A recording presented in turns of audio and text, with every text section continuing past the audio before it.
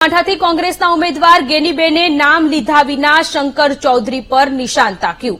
ડીસાના વિઠોદરના કાર્યક્રમમાં ગેનીબેન ઠાકોરે બનાસ ડેરીને લઈને પ્રહાર કર્યા। 10 વર્ષથી સહકારી માળખામાં એક હથ્થું શાસન ચાલતું હોવાની તેમણે વાત કરી। પોતાના મળતિયાઓને કહ્યામાં રાખવાની નીતિ અપનાવાઈ છે। 10 વર્ષથી ડેરીના મંત્રીઓ સભાસદોને બાનમાં રાખે છે। ડેરીના મંત્રીઓને લોકોને લાવવા માટેનું દબાણ કરાય છે। ડેરીના સંચાલકો આપણા રોટલા પૂરા કરતા હોય તેમ દાદાગીરી કરતા હોવાની વાત પણ ગેનીબેન ઠાકોર દ્વારા કરવામાં આવી છે।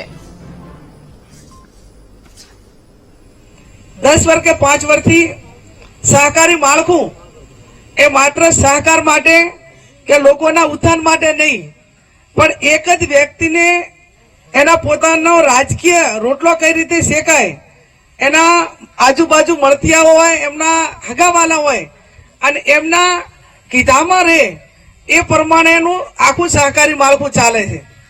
અનેક ચેરમેનો હતા, ગલબા કાકાએ સ્થાપના કરી ત્યાંથી કરીને પરથીભાઈ સુધી એ કોઈ ડેરીમાં આ રીતે વહીવટ કરીને ડેરીને બાનમાં નથી લીધી। આ તો મંત્રીઓની તો તમે દશા તમે જુઓ તો તમારે 20 જણા લાવવા પડશે, 50 જણા લાવવા પડશે। આ હેરાનગતિ હમણાં 10 વર્ષથી વધી જાય, પહેલા હતી, હમણાં જ વધી ને, એટલે પેલું ડેરીની રીતે ચાલતી। એને દૂધ ભરાવે, પગાર લઈ આવે, કોઈ વારમાં એકાદ વખત સાધારણ સભા હોય, ડેરી બોલાવે તો જવાનું હોય। આ તો સુપરવાઇઝરોથી કરીને જાણે એ આપણા રોટલા પૂરા કરતા હોય ને એટલી દાદાગીરી આપણા પરસીવે। કદાચ સરકાર આપતી હોય સબસિડી, કદાચ વધારાનું આપતા હોય।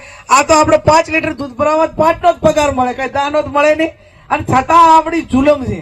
એટલે મારો કહેવાનો અર્થ એ છે કે કોઈ પણ ક્ષેત્રનો વડો હોય, એ ક્ષેત્રના સંસ્થા હોય, સરકાર હોય તો કમસે કમ લોકોનું ભલું થાય એટલું કરે, પણ લોકો ઉપર જુલમ એ વધારાનો ના હોય।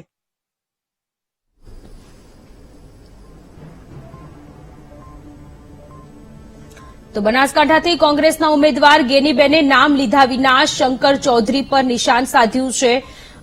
10 વર્ષથી ડેરીના મંત્રીઓ સભાસદોને બાનમાં રાખતા હોવાની વાત કરી છે। આપને જણાવી દઈએ, બનાસકાંઠા બેઠક પરથી ભાજપે રેખાબેન ચૌધરી પર પસંદગીનો કળશ ઉતાર્યો છે, અને રેખાબેન ચૌધરી કે જે બનાસ ડેરીના સ્થાપક ગલબાભાઈ પટેલના પૌત્રી છે, નામ લીધા વિના હવે કોંગ્રેસના ઉમેદવાર ગેનીબેન ઠાકોરે નિશાન સાધ્યું।